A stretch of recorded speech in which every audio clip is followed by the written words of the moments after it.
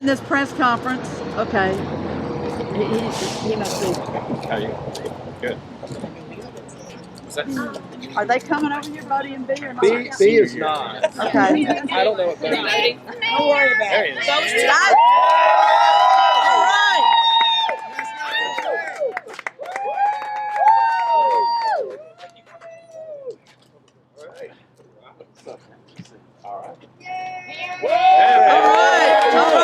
right. All right.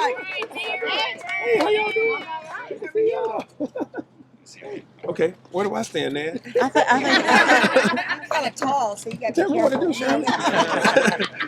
Good afternoon. We are standing here at high noon in front of City Hall in support of the next mayor of Atlanta with your votes, I am Senator Nan Orrock, and I chair the Atlanta delegation in the Senate of Georgia, and have been very enthusiastically supporting Andre Dickens for mayor. I know him, I know his work, I know his stand against corruption, I know his high integrity. He is a person for the future of Atlanta. He is the person who can lead this city to where we need to go. And we have gathered with us an array of both elected people, neighborhood leaders, and just downright supporters of Andre Dickens for mayor. We're a tech center in the Southeast. We're on the national map as Atlanta for our advances in technology and in the industry and building the growth industry here, which is technology. That is who Andre Dickens is, as a Georgia Tech graduate, as a trained engineer, as a person who has tackled corruption at City Hall, serves notably and looks for solutions, and brings an incredibly keen understanding of the technology industry and the jobs of the future. That alone puts him, to me, at the head of the pack in terms of who we need to lead our city. I'm proud to stand with him at every turn. I'm proud to introduce colleagues who are here today standing with him. And I want to bring forward Kim Schofield, Representative Schofield, a person who represents big parts of Atlanta as well as East Point, College Park, Hapeville, Clayton County. And Representative Schofield's first name is Kim. Keep it moving, Kim. When Keep It Moving Kim gets on your bandwagon, we're ready to go to the finish line. So I'm just very, very proud to present you for remarks. Representative Schofield. Thank you, Senator Nora. You know, today is a historic day.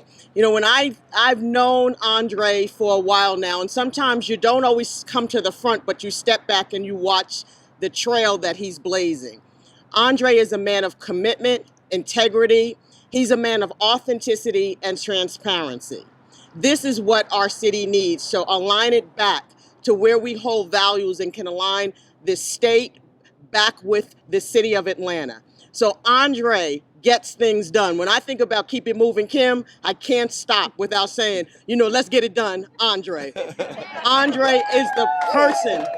Let's get Andre Dickens across this finish line and make this city greater than it already is. Thank you. Thank you, Representative Schofield. We're very, very pleased to bring to you the representative that I work with on a daily basis, representing Atlantans. David Dreyer, Representative Dreyer, is the chair of the Fulton County delegation in the House, a practiced attorney, a man who stands on the right side of history over and over. And we are so very proud to present Representative David Dreyer as an endorser of Andre. Glad to be here. Man, I'm glad to be here. My name is David Dreyer. I am from House District 59, which is the heart of the east side and southeast side of Atlanta. It's a great area. The people in my community believe and they trust in Andre. I've actually been friends with Andre for many years and have asked him and encouraged him to run before. And here we are in a runoff, and we're all standing with the next mayor of the city of Atlanta.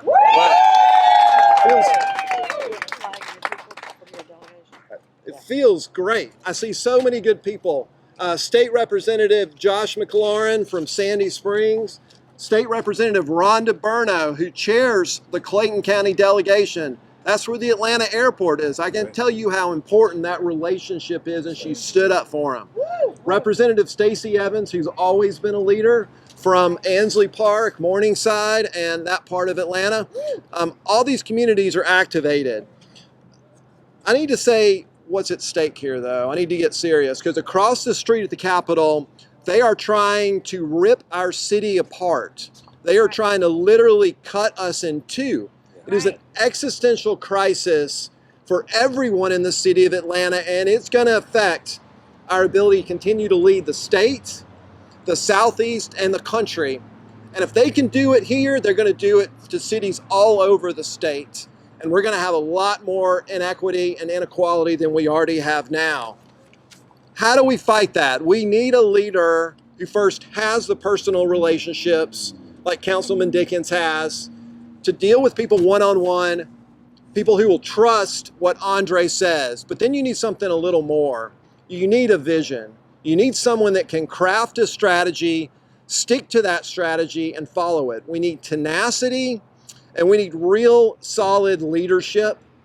And Councilman Dickens is the only one in the race that can deliver that. That's why I think it's so important that we get him elected.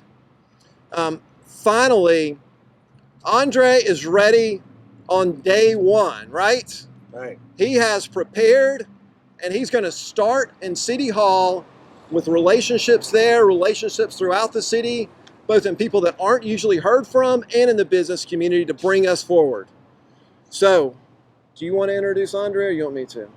You know, I've introduced Andre so many times. I would love to see you introduce Andre, Representative Dreyer. We can introduce him together. Then it is our honor to introduce the next mayor of Atlanta, Andre Dickens. Thank you. Thank you. Thank you.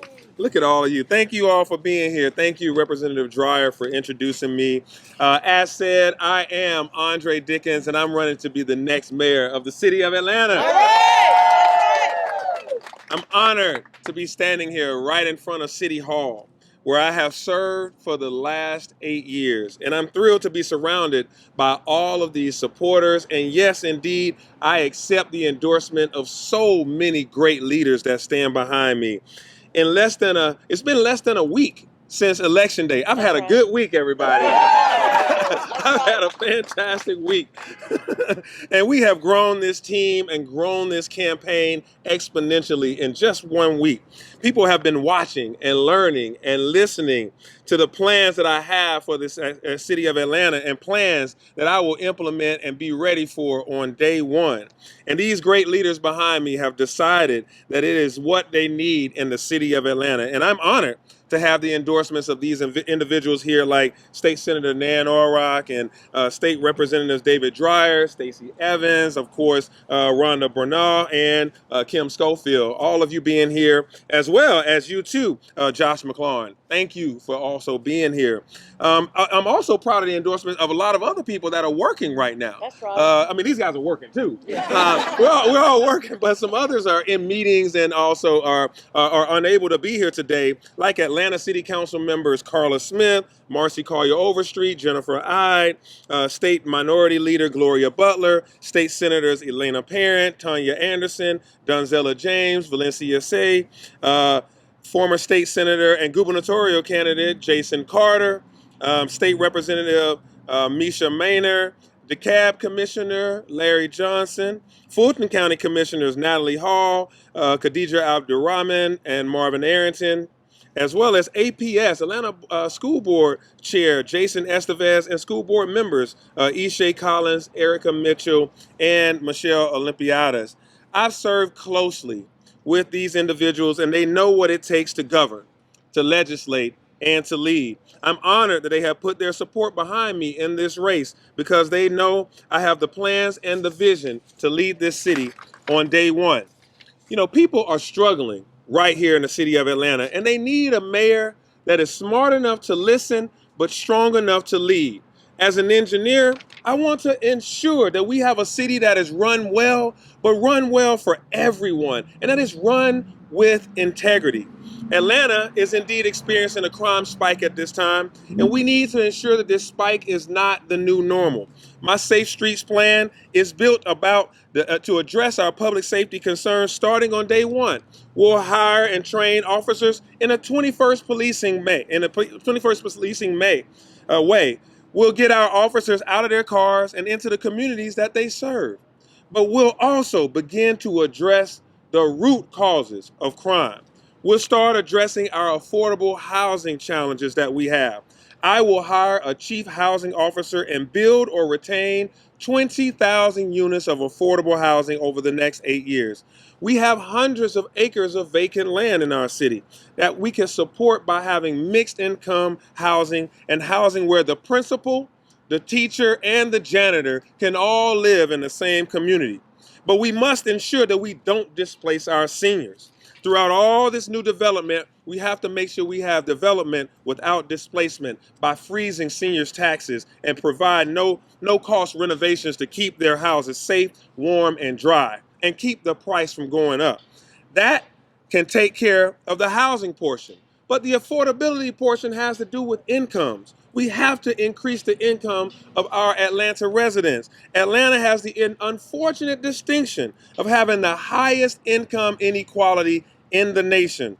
A person born in poverty here only has a 4% chance of making it from poverty to the upper middle class. And that's why I have started the technology career program at TechBridge that has trained hundreds of people to get high-tech certifications, and then they end up with $60,000, $70,000, $80,000 jobs. I'll make sure that we dramatically scale our workforce development training in the city of Atlanta. I'm going to create the Atlanta Department of Labor to ensure that workers have a seat at the table, because workers are the backbone of Atlanta. I've told CEOs and COOs that it's important that you build buildings in Atlanta, but I want to know how many Atlantans are in your buildings.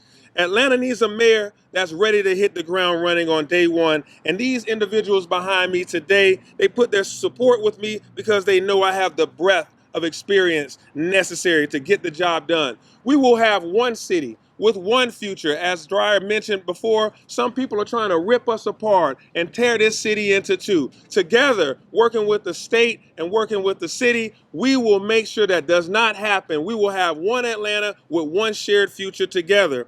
That's right. All right. I have the head, the heart, and the hands of the leader that is ready to lead this city right now. Thank you, everyone, for being here, and thank you for your service to the state, to the city, and to this region, and all of the people that you serve. All right, everybody, we only have 3 weeks left, so let's go. Let's get the job done. All right?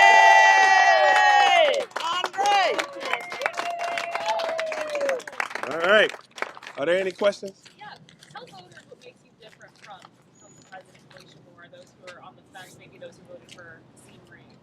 Yeah, well, I mean, there's a distinctive difference between me and all the others is that, as I mentioned, I have the head, the heart, and the hands. What I come up with as the visions for the city is because I listen to voters, I listen to people every single day, and that heart drives me to do service that you've seen before. I've demonstrated it. The things that I see as problems and challenges, I actually do something about it. When I came to City Hall, individuals were making $10 an hour here, and I saw that people working for the city were on government assistance. So I didn't just say this is a problem and tisk. What I did was I changed it and made sure that we had a $15 minimum wage for all 8,500 employees here at the city of Atlanta. So I did something about it. All right. When I saw a problem like for years our roads have been having challenges in our transit system, and it was uncoordinated and misaligned. I didn't just say, woe is me, this is a problem, and what are we gonna do about it? I dug up, I put my hands to it, and I started talking to individuals and worked teamwork with the state and with the county, and we got this done, and I created the Atlanta Department of Transportation, so now we're better aligned. I'm someone who saw problems where a lot of tech companies were here, and all they did was import talent from all over the country. But we have so much untapped talent here. So I started a program that trains people for free to go from poverty to prosperity. I guess what I'm sharing with you is that the difference is when I see a problem, I attack a problem and provide a solution that provides a benefit to those in need. That's what I do. And I think that's a unique difference. All right. Talk about this upcoming campaign.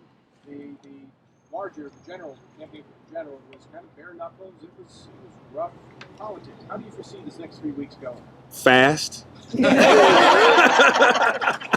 Quickly. But I also see it going in a way that we're just going to talk to Atlanta. I know what I'm going to do. Let me say that. I'm going to talk to the voters.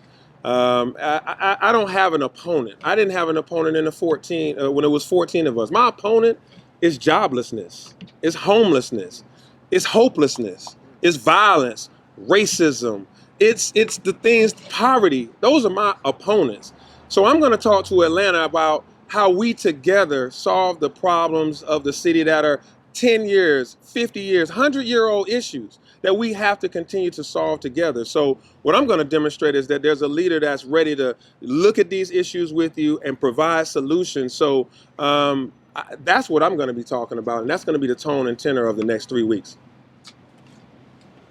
Real estate, there's two sides. The one was handled where in the last mayor was just no pay rent. Then there's the owners that own property, small-time owners that families put their whole investment into like 1 or 2 homes. And they can't afford the mortgage because they're being told that the renters aren't pay rent. How is the best way to balance it? Yeah, what you're talking about is during the pandemic, there's been a moratorium on evictions, and I thought that was necessary as people didn't have income. They were, staying at home to watch their kids, etc. And so during the height of the pandemic, it was necessary for there to be a moratorium on evictions because we can't add to the number of people that are unsheltered in this community. And so I think as we carefully analyze how we come out of COVID and how we make sure that individuals can be able to, go to work and take care of their, bills, etc., how do we get back to gradually allowing individuals that have not paid their rent a pathway to being able to take care of that? But if an eviction is necessary, how do we allow that to happen and have other places for them to go? This is about the affordable housing plans that I have to make sure that we don't displace folks. And so we do have opportunities for rapidly rehousing people. So once we stand that up even better, then we can undo the moratorium on evictions. I don't know if today is that time just yet. You said like landlords.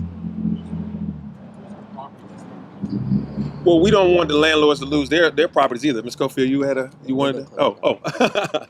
But no, I'm well aware. I've been a landlord myself, right? And I wouldn't want to have my property foreclosed on me while I'm trying to make sure someone else is able to, stay living there. So we just have to have a way to make sure that we can rapidly rehouse people in the event of an eviction. But now is not the time to allow evictions to occur. All right, so thank you everyone for coming today. We appreciate you, and we are ready to get this done. Get it done now. All right. Let's get Andre Dickens, our next mayor of Atlanta. All right. Thank you all. Thank you all for coming. All right. Look, chill. Learning from the pros. I was trying to get to that. I didn't want to yell. Yeah. Right. Good to see you. Good to see you, man.